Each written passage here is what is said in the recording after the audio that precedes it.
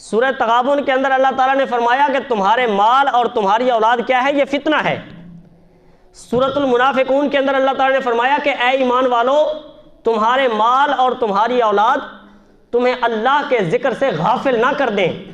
وَمَن يَفْعَلْ ذَلِكَ فَأُولَٰئِكَ هُمُ الْخَاسِرُونَ، کہ جو ایسا کرے گا تو سمجھ لو کہ وہ نقصان میں ہے، وہ گھاٹے میں ہے، وہ خسارے میں ہے۔ کون؟ کہ جس کی اولاد یا جس کا مال بندے کو اللہ سے دور کر دے، اللہ کے دین سے دور کر دے، صراط مستقیم سے دور کر دے، نماز سے دور کر دے، اعمال صالحہ سے دور کر دے۔ جس کی اولاد یا جس کا مال متاع بندے کو دین سے دور کر دے تو سمجھ لو کہ وہ اس کے لیے فتنہ ہے۔ بذات خود مال یا اولاد فتنہ نہیں، کہ مثال کے طور پر ہم اگر حج کرنا چاہیں تو اس مال کے بغیر نہیں کر سکتے، پیسے کی اس میں ضرورت پڑتی ہے۔ آج کے دور میں 10-11 لاکھ کا حج ہوتا ہے، اور اگر کوئی بندہ زکوٰۃ دینا چاہے تو وہ بھی مال کے بغیر اس پر واجب ہوتی نہیں ہے۔ اگر زکوٰۃ تبھی دے گا جب اس پر زکوٰۃ فرض ہوگی۔ تو دیکھیں دین کا ایک کتنا بڑا رکن ہے زکوٰۃ، اور وہ بھی اسی وقت ادا ہوتا ہے جس کے پاس مال ہو۔ اگر بندہ عشر نکالنا چاہے تو وہ بھی جب تک مال نہیں ہوگا تو عشر کیسے نکالے گا؟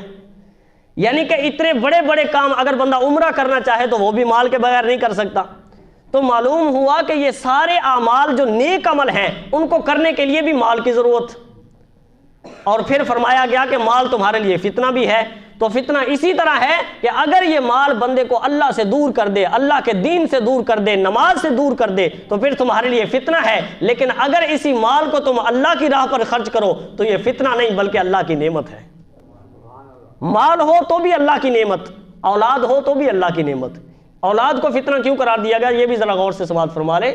کیونکہ اولاد کی خاطر بندہ حرام حلال کی تمیز کیے بغیر کماتا ہے۔ یہ نہیں دیکھتا کہ میں حرام کما رہا ہوں یا حلال کما رہا ہوں، اس کی وجہ کیا ہوتی ہے؟ اپنی اولاد کی خاطر، اپنے گھر والوں کی خاطر۔ تو فرمایا گیا کہ اولاد کی محبت یا مال کی محبت اگر تمہارے دلوں میں اللہ رسول کی محبت سے بڑھ جائے وہ تمہارے لیے فتنہ ہے۔ اللہ رسول کی محبت کا جو درجہ ہے وہ سب سے پہلا ہے۔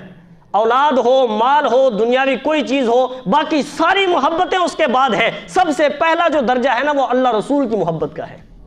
جس کے دل سے اللہ رسول کی محبت کم ہو جائے اور مال کی محبت زیادہ ہو جائے، جس کے دل سے جناب والا اللہ رسول کی محبت کم ہو جائے اور اپنی اولاد کی محبت زیادہ ہو جائے، سمجھ لو کہ وہ اولاد بھی اور وہ مال بھی تم سب کے لیے فتنہ ہے۔ لیکن یہ نعمت اسی وقت بنے گا جب ان ساری چیزوں سے بڑھ کر ہمیں اللہ رسول کی محبت مطلوب ہو۔